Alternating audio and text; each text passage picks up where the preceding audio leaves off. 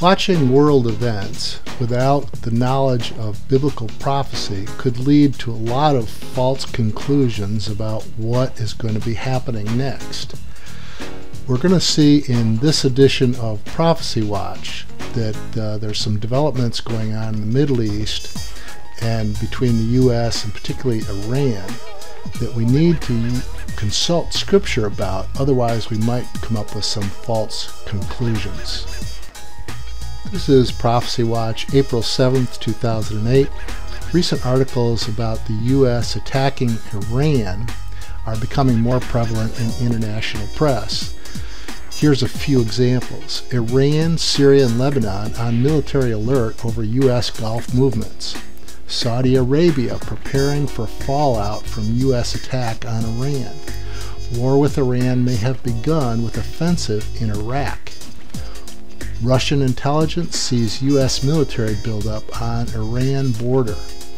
March 20th, 2008, U.S. declaration of war on Iran with a broadcast by President Bush to Iran through one of our radio channels. A lot of these things seem to indicate that the U.S. will attack Iran. Prophecy Watch, April 7, 2008. If the U.S. were to attack Iran unprovoked, it could easily escalate into world war. However, the Bible indicates that the U.S.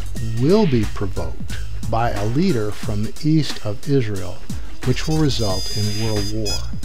We need to be careful. The U.S. will not attack Iran unprovoked without some military aggression from somebody else.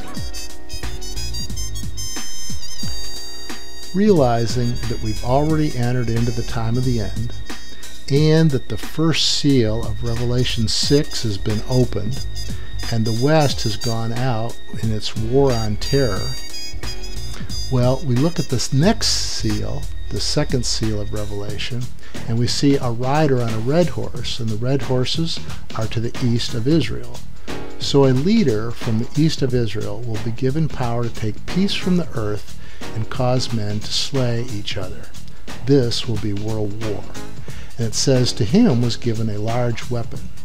So we should be looking for a scenario that will start world war that will come by a leader from the east of Israel who's given a large weapon or a large victory in battle, and this will instigate world war.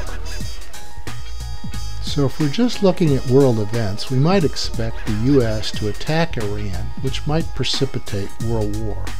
However, if we're looking at that event, and we're also looking at Bible prophecy, we would see that the U.S. will most likely not directly instigate world war, but a leader from the east of Israel will instigate world war, most likely with the use of a large weapon or with possibly what we would call a large victory in battle. So we must be looking at what's going on in the world in the context of what the Bible prophecies are saying. So read prophecy and keep watch.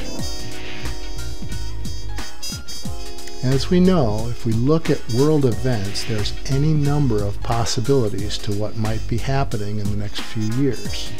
What we must do is keep an eye on Bible prophecy, because everything in the Scripture will come true historically, literally, just as it says, because this has been the pattern of the Bible. Bible prophecies have always been fulfilled as history written in advance, literally as you would expect.